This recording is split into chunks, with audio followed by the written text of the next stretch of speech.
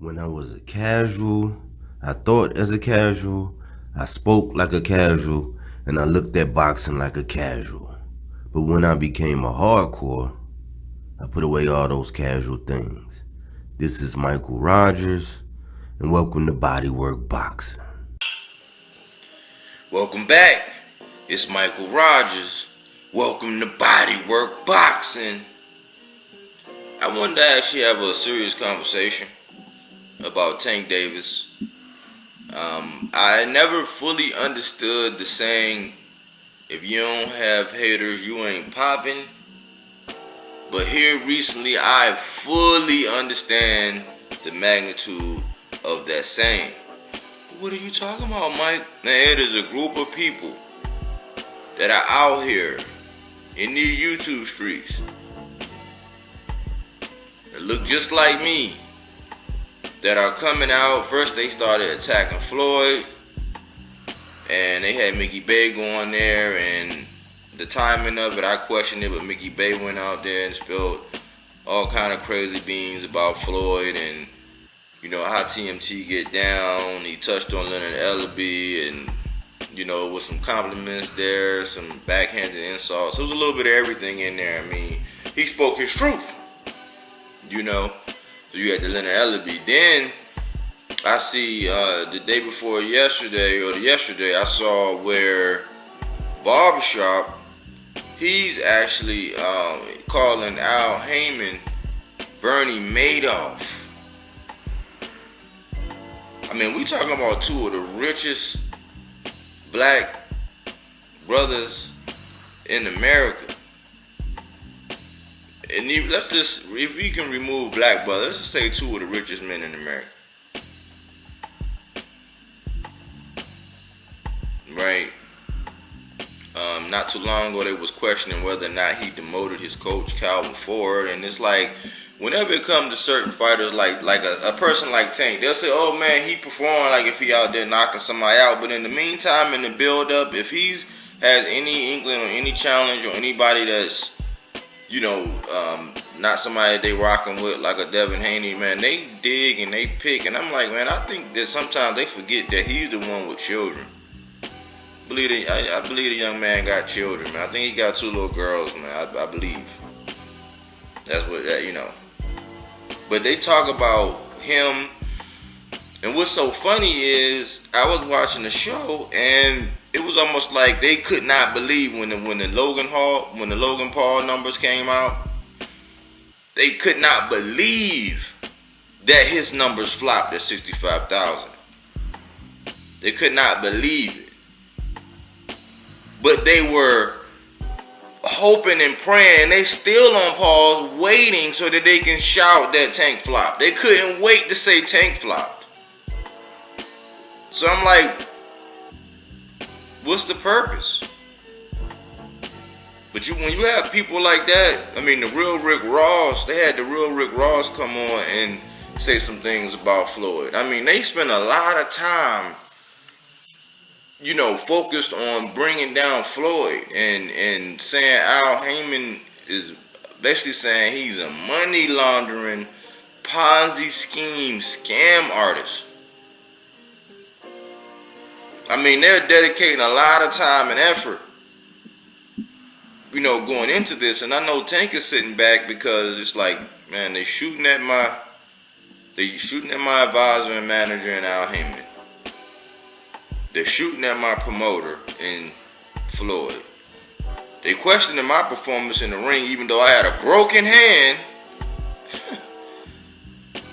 in the performance because I didn't knock him out. But we knew the standard was gonna be different. We knew if Tank don't get the knockout, they gonna everything is in the question. But he ain't fighting nobody. But they have it's a lot of crosshairs in the direction of Tank, and right now I have a few questions. There's a couple of things that I would like to know, and I'll give my take on what I believe Tank should be doing, which I don't really know. And that's the whole thing about just being a fan, that you don't really know what direction fighters are headed in, even though you think you would know what would be best for them. But the question I'm asking is Is it going to be about money, or is it going to be about legacy, or is it going to be about both? And we already the money man, so that you can check that off. Like any event you have, you're gonna be the money man. Like I don't think fans or people or anybody question that.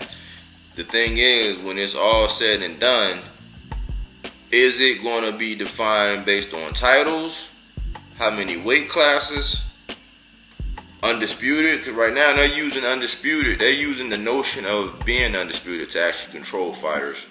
And I don't think a lot of people realize that that's what they're doing. But that's the whole thing. You can't really control the fighters, but you can control them if they desire to be undisputed. And so my question would be, which direction is Tank going to head in? Because, when the decision was made to let the 140 regular go and lock in the 135, I think that might have sent a dually interpretable signal out there to Curious George in the manner of actually having the leverage if you all were to fight, because I think he sees it that, okay, well, Tank is locked in the 135, even though Tank can fight at whatever weight class he wants. I would say between 130, 140, and probably even 147, to be honest. I really wouldn't mind Tank to go up there and knock Bud out. Gamboa almost did. But that's just, I'm a dreamer, but with all this controversy swirling, like, cause they swirled around Rolly, and at first Rolly wasn't good enough of a fight. Rolly wasn't good enough of a fight, even though Devin and Rolly was, they were actually jaw-jacking like they were going to fight one more time. But at first, Rolly wasn't good enough. He wasn't a good enough opponent, right? And then they put in Isaac Cruz. Oh, well, then why they doing that to Rolly? Why they going to rob Rolly? Rolly actually had a shot.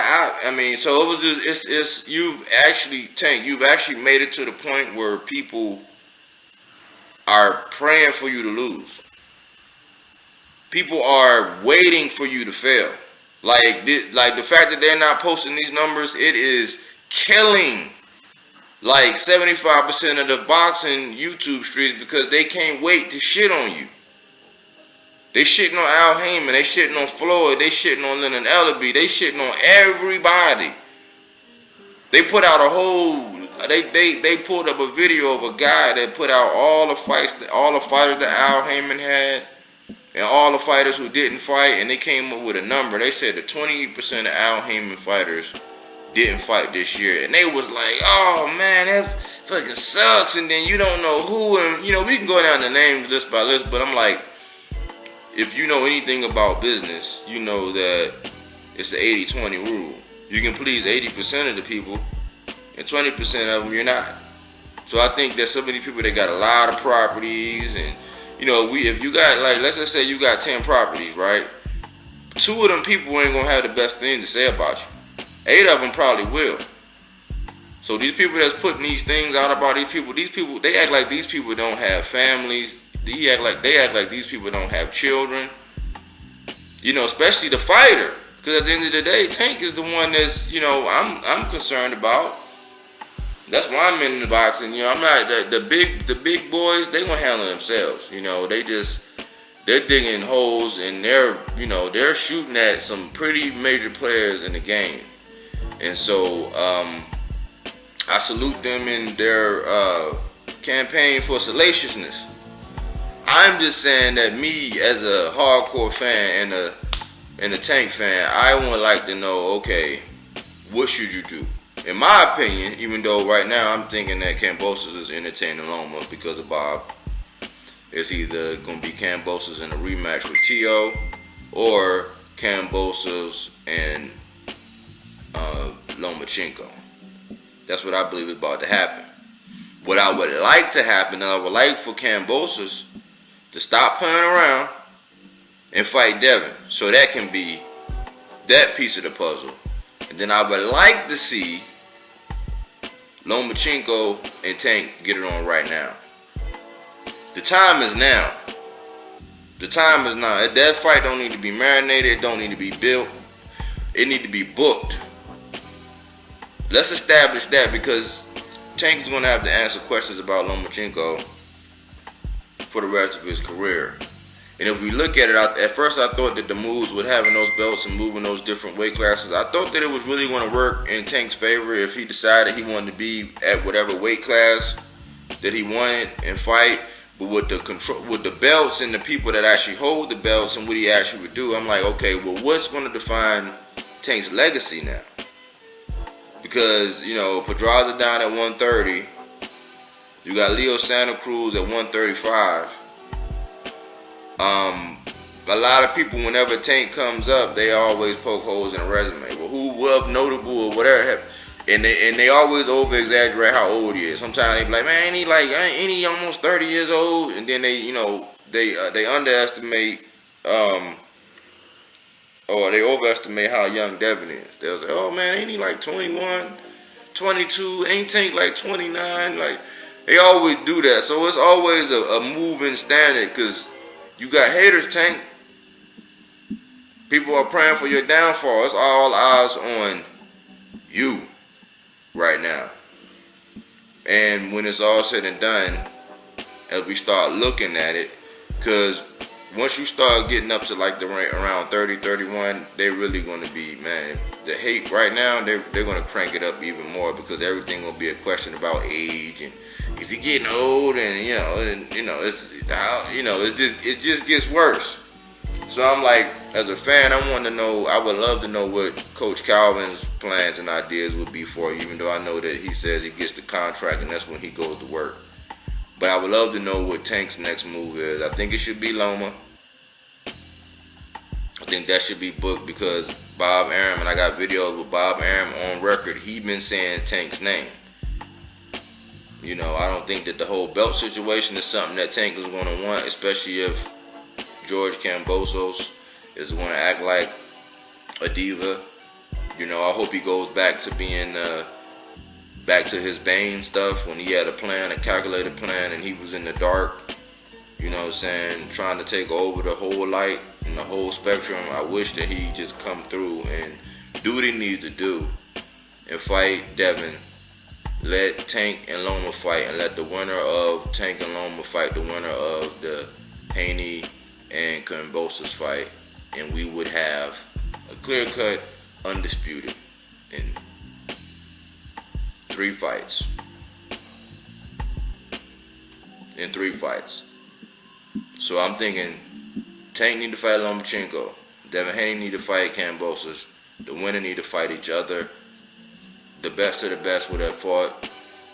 I don't know if T.O. want to get back in the mix. I don't know what he's going next, but that would answer every question, and it would define legacies. So what is it, Tank?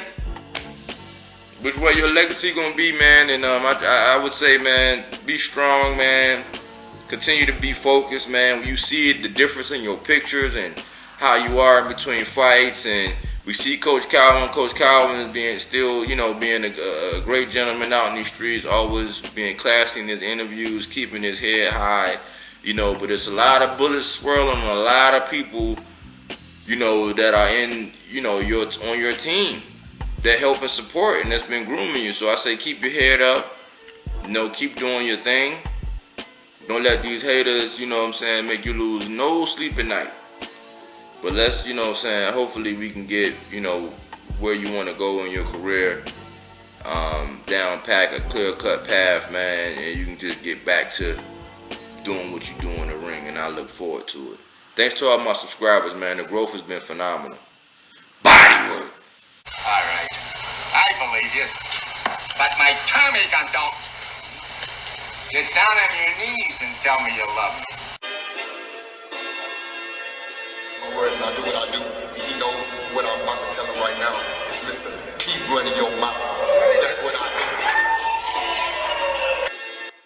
I just feel like I'm the champ, and at the end of the day, I'm just a fighting motherfucker. It doesn't matter. Inside, outside, I can just fight. So I just feel like if it gets down to the wire, and we gotta lock it up, I'm out on top. Hey, look, as you can see how I'm looking, I stay solid. I'm always solid. I stay fuck solid up, man. You know what I'm saying? To the fans that know. Do that job outside the ring. I'm a fighter, like I said before. Ain't no safety on the clock, so I'm gonna do it.